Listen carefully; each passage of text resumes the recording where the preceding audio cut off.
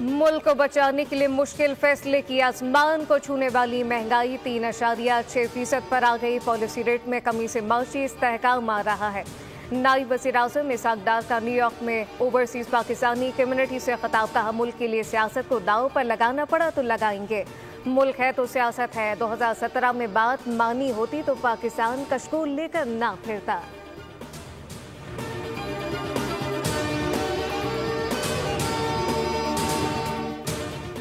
पाकिस्तान, चीन और अमेरिका के दरमियान पुल का किरदार अदा कर सकता है। भारत को चीन के मुकाबले में लाने से खत्ते में ताकत का तवाज़ुन बिगड़ेगा।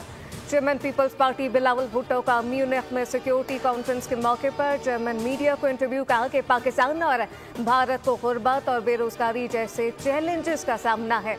हम तकसीम के बजाय फासले कम करना चाहते हैं।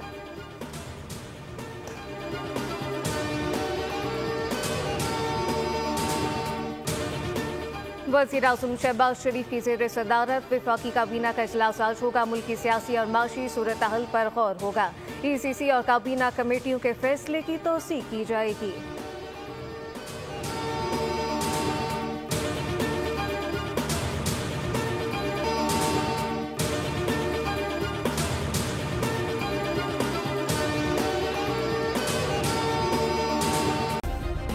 सब्सक्राइब करें और बेल दबाएं ताकि कोई खबर रह न जाए।